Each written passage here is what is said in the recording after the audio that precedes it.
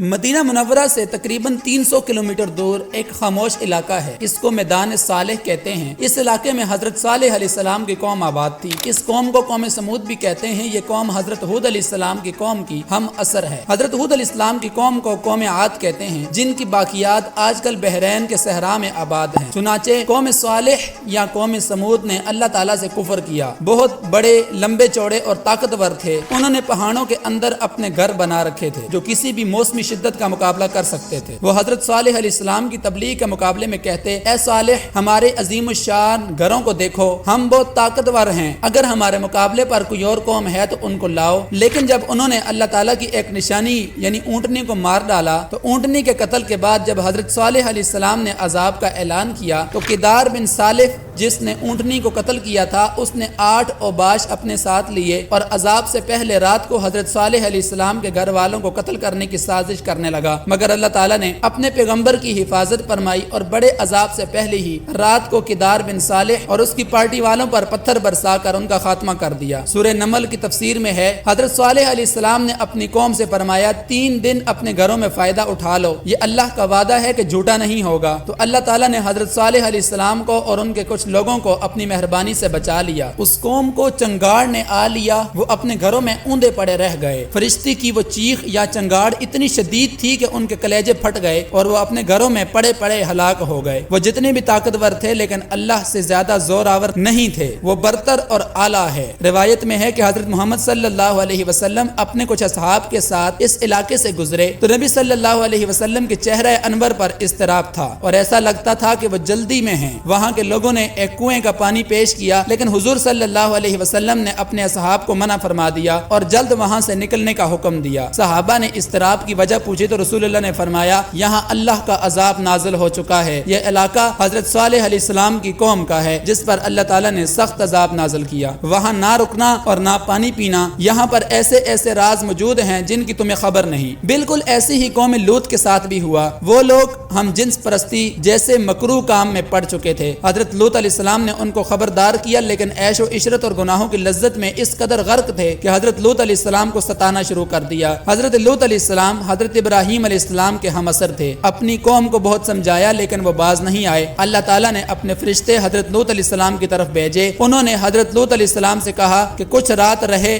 یہاں سے اپنے اہل و عیال کو لے کر نکل جائیں۔ اللہ تعالیٰ نے قرآن پاک میں فرمایا کہ ہمارے عذاب کا وقت صبح ہے اور صبح کچھ دور نہیں ہے۔ فرشتوں نے تاکید کی کہ کوئی شخص پیچھے مڑ کر نہ دیکھے۔ چنانچہ سحری کے وقت قوم لوط پر اللہ تعالیٰ نے آسمان سے پتھروں اور آگ کی بارش کر دی اور قرآن مجید میں اللہ تعالیٰ نے فرمایا کہ ہم نے ان پر تہ بر تہ کنکریاں برسائیں اور پوری بستی کو نیچے سے اوپر کر دیا۔ آج جدید سائنس نے اس بات کو ثابت کر دیا ہے کہ جب یہ قوم زمین پر تھی اس وقت برج سنبلہ سے شہاب ثاقبوں کی بارش ہوئی تھی اور وہ بارش آگ کے بگولوں کی طرح اس قوم پر نازل ہوئی تھی۔ یہ اپنی دنیا میں مگن تھے، ان کی ہڈیوں سے پتہ چلتا ہے کہ انتہائی کربناک عذاب کی زد میں آ گئے تھے۔ حضرت لوط علیہ السلام کی بیوی نے اللہ کے حکم کے خلاف ورزی کی اور پیچھے مڑ کر دیکھا تو وہ پتھر کی بن گئی۔ ان کی باقیات آج بھی بحیرہ مردار کے پاس وادی صدوم میں جا بسی ہے۔ عزیز سامعین اکرام، قرآن مجید میں بیان کی جانے والی یہ نشانیاں یقیناً ایمان والوں کے لیے آخرت کی تیاری کرنے کا سامان ہے۔ ایسی مزید اسلامک ویڈیوز دیکھنے کے لیے چینل کو سبسکرائب کر لیں۔